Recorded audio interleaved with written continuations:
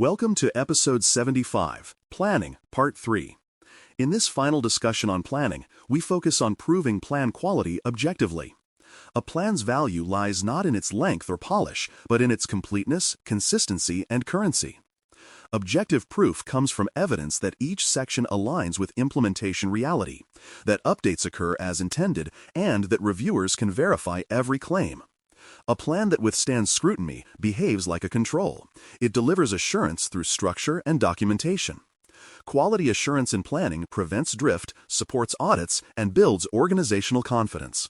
The goal is simple: a plan that tells the same truth no matter who reads it. The System Security Plan, or SSP, completeness checklist provides the starting point for objective evaluation. This checklist ensures that every required section, scope, boundaries, controls, roles, and implementation details is present and current. Completeness is not measured by words but by coverage of expectations. Each checklist item links to evidence that the topic is addressed, reviewed, and traceable. For example, verifying that control mappings exist for all baseline controls and that diagrams match actual configurations. When used regularly, this checklist transforms review sessions from opinion into verification. It proves that the SSP stands as a whole, not a patchwork of partially filled sections. Mapping roles to control responsibilities establishes clarity between design and action. Every control in the plan must name a role responsible for implementation and ongoing monitoring. These mappings show that accountability is not abstract, but assigned to real job functions. For example, access control management may tie to the identity team, while incident handling belongs to operations. Cross-referencing roles prevents duplication and exposes gaps where no one holds ownership. The mapping also supports continuity. When personnel change, responsibilities remain clear. Objective reviewers can trace each control to an accountable person, confirming that governance has a heartbeat behind every paragraph. Frequencies must also be validated against implementation reality. If the plan states that vulnerability scans occur monthly, reviewers must confirm those scans truly happen on that schedule. Validation connects documentation to evidence, tickets, reports, or logs showing completion dates. Plans often drift when frequencies are aspirational rather than achievable. Reviewing these rhythms ensures that commitments align with capacity. For instance, if patch reviews shift to a quarterly cadence, the plan must update accordingly. Validation keeps plans honest, transforming promised activity into measured performance. Time-based controls are only meaningful when the calendar and the plan agree. Parameter consistency across documents prevents confusion during audits and operations.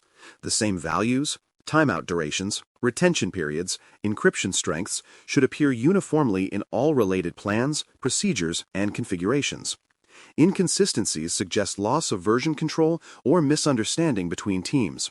Reviewers can cross-check parameter tables across system security plans, contingency plans, and incident playbooks to confirm alignment. For example, if one plan lists 90-day password expiry while another lists 120, remediation must occur. Consistency demonstrates coherence, while variation without rationale undermines credibility. Matching parameters across the documentation landscape transforms a collection of files into a unified control framework. Inheritance verification with provider artifacts confirms that shared responsibility is properly supported by evidence. When a system claims inherited controls, such as physical security or network protection, the plan must include references to provider attestations or audit reports. Reviewers check that these artifacts are current, relevant, and authentic. For instance, a cloud provider's annual compliance report should map directly to the controls claimed in the plan. Without verification, inheritance becomes a blind assumption. With evidence, it becomes justified reliance. Documenting this chain of validation ensures that inherited assurances remain traceable and defensible, not merely convenient placeholders. Exceptions and waivers require precise recording and oversight. Each deviation from standard controls must include justification, risk acceptance, compensating measures, and an expiration date. Reviewers should confirm that every waiver remains valid and monitored. An expired waiver without closure means residual risk is unmanaged. For example, if a temporary encryption exception allowed legacy data migration, evidence must show closure once migration completes.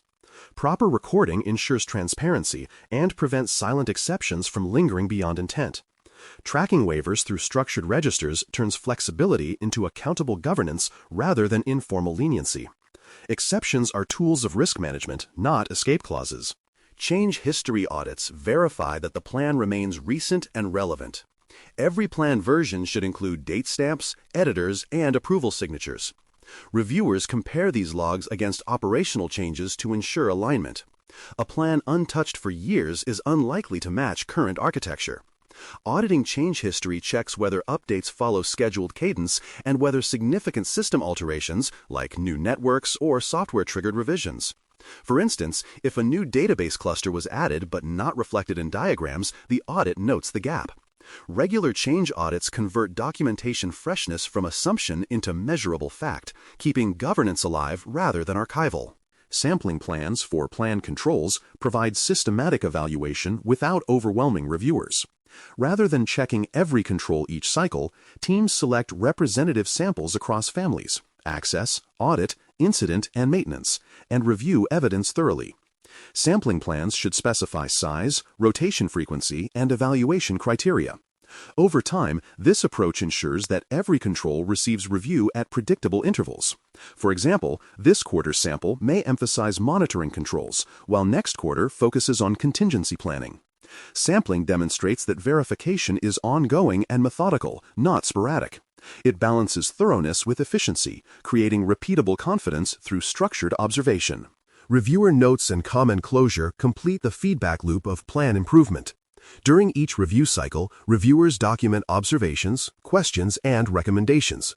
Objective proof of plan quality requires that these notes are addressed, resolved, or explained before approval. Closure logs show accountability. Each comment has a response and disposition. For instance, if a reviewer questions outdated diagrams, the record must show update confirmation or valid deferral reasoning. Tracking closure demonstrates that review is not a formality, but a genuine mechanism for refinement. Plans improve through dialogue, not silence, and closure proves the dialogue happened. Common pitfalls often appear as contradictions and stale sections. Contradictions include misaligned procedures, obsolete contact names, or inconsistent control rationales. Staleness shows up when updates are partial, new technology added but old references left behind. The remedy is simple but deliberate. Cross-reference, verify, and validate. Peer reviews help catch contradictions that authors miss. Regularly rechecking appendices and annexes prevents obsolete details from undermining the plan's credibility. Each correction reinforces the plan's function as a living document. Preventing these pitfalls requires humility to assume something is outdated until proven otherwise. Consistency is confidence preserved over time. Metrics provide the quantitative lens for assessing plan health. Freshness measures how recently the plan or its sections were updated. Coverage measures how completely controls are addressed. Alignment measures how closely documentation matches operations. These metrics turn subjective quality into actionable insight. For example, a plan scoring 90% on coverage but 70% on freshness indicates good structure but outdated content. Tracking these numbers over time shows whether governance is improving or drifting. Metrics give leadership a factual basis for prioritizing reviews and allocating resources.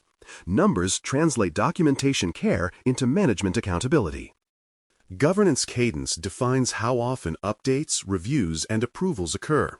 This cadence should appear in policy and in the plan itself, defining frequency, ownership, and coordination steps.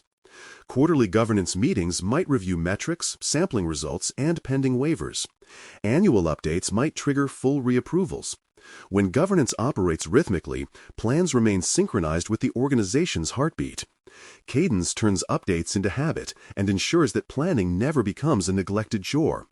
It provides predictability, making each review part of the operational calendar rather than an unexpected burden. Predictable rhythm sustains quality without fatigue. In closing, plans that withstand scrutiny balance documentation, evidence, and governance. They are complete yet concise, consistent yet flexible, current yet stable. Each section supports the others, forming a chain of confidence where every link is visible and verifiable. Objectivity transforms planning from creative writing into measurable assurance. When completeness, consistency, and cadence are demonstrable, the plan becomes more than paperwork. It becomes the living proof of an organization's control maturity. Plans that can stand in front of auditors, leadership, or regulators without flinching are not just compliant, they are credible, enduring records of real stewardship. Thanks for listening. For more audio courses, daily newsletters, and more, please visit baremetalcyber.com.